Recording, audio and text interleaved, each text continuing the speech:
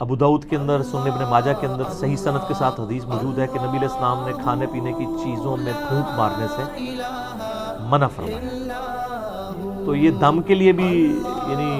آپ تو پھونک کی بات کر رہے ہیں، لوگ تو یعنی اپنے بزرگوں کی تھوکیں ڈلواتے ہیں اور وہ سہارا لیتے ہیں بخاری اور مسلم کی احادیث سے۔ بھئی نبی علیہ السلام کی تھوک مبارک، آپ کا پسینہ مبارک، وہ تو تبرکات ہیں، آپ کے پسینے سے تو بدبو آتی ہے، نبی علیہ السلام کا پسینہ تو عطر کے طور پہ استعمال ہوتا تھا، آپ کی تھوک مبارک سے تو آپ پلی لے ہی نہیں سکتے۔ آپ علیہ السلام کی جو کوالٹیز ہیں وہ تو ایکسٹرا آرڈنری ہیں، باقی عام بندے کی تو یہ معاملات نہیں ہو سکتے کہ جی وہ تھوک ڈلواتے ہیں نہیں شفا ہو جائے گی، ایسا نہیں ہوتا، یہ بالکل غلط ہے۔ نبی علیہ السلام نے کھانے پر پینے کے اوپر پھونک مارنے سے منع کیا۔ رہا دم والا معاملہ تو وہ بخاری مسلم میں موجود ہے کہ نبی علیہ السلام خود اپنے آپ کو بھی دم کیا کرتے تھے، المعوذات، آخری 3 سورتیں پڑھ کے، رات کو سونے سے پہلے 3 دفعہ پڑھ کے، یعنی 3 سورتیں ایک دفعہ پڑھی، پھونکا ہاتھوں پہ، پورے جسم پہ مل لیا، پھر دوسری بار، پھر تیسری بار۔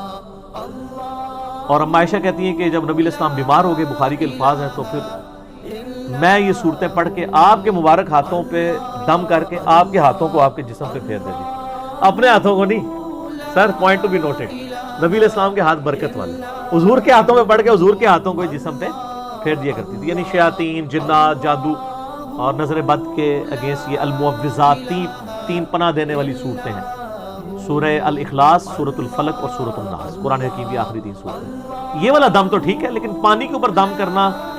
اور پانی کے اوپر یعنی پھونک مارنا یہ جراثیم والا معاملہ ہے۔ ایون جامعہ ترمذی کے اندر یہ بھی حدیث موجود ہے کہ نبی صلی اللہ علیہ وآلہ وسلم نے فرمایا کہ اگر کوئی شخص پانی پیے نا تو وہ پانی کے اندر سانس نہ لے،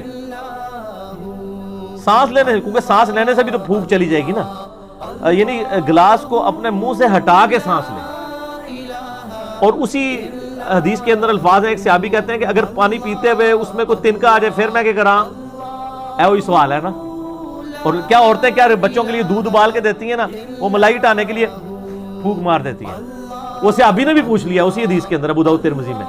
کہ یا رسول اللہ اگر تنکا آ جائے تو آپ میں تنکا نکال کے باہر کر، پھونک کیوں مارنی ہے؟ تو یہاں پہ بھی میں یعنی کب کسی کو دیکھتا ہوں نا، میں رات کو وہ بھائی مجھے کہتی ہے نماز کے بعد نا وہ کشمیری چائے تو لے آنا میرے لیے، تو میں لینے گیا تو وہ جو لفافے اٹھا رہا ہے نا پہلے اس میں پھونک مارتا ہے، اس کو کھولنے کے لیے اس میں چائے ڈالتا ہے۔ تو میں نے اس کو کہا یار یہ پھونک مارنا منع ہے، نبی علیہ السلام نے منع فرمایا، تم مطلب پھونک مارنی بھی ہے آپ یعنی باہر ویسے پھونک مار لیں، اس کو لفافے کو کھولنے کے لیے پھونک مارنے کی ضرورت نہیں ہے، لفافہ ایسے کھولیں اس میں چائے ڈال دیں۔ یعنی آپ منہ سے کام جو کر رہے ہیں وہ آپ ہاتھ سے کر لیں، جو میں نے بتایا ابو داؤد ترمذی میں الفاظ ہیں، نبی علیہ السلام نے فرمایا ہے کہ تو نے تنکا ہٹانا ہے تو وہ ہاتھ سے ہٹا لے، پھونک نہ مار اس میں، اور سانس بھی نہیں لے گا، سانس بھی اس کے اندر پانی کے اندر نہیں لے گا، ٹھیک ہو گیا۔ تو یہ پھونک مارنے والا غلط ہے۔ باقی وہ جو دم والا معاملہ ہے، پانی کے اوپر آپ دم نہیں کریں گے، اپنے ہاتھوں کے اوپر دم کریں، وہ تو سنت ہے، وہ ٹھیک ہے۔ پانی وغیرہ کے اوپر ان چیزوں کے اوپر نہیں کرنا چاہیے، کوئی ثابت